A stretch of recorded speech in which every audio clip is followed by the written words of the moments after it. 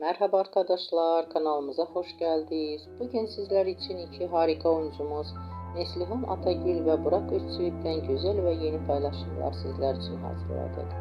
Onlar Kara Sevda dizisinde birlikte rol almış ve herkes tarafından çok beğenilmiştir. Biz de sizler için onların güzel fotolarını hazırladık. Bu videoların devamlı gelmesini istiyorsanız kanalımıza abone olup yorum yazmayı unutmayın. Hoşçakalın. Herkese teşekkürler.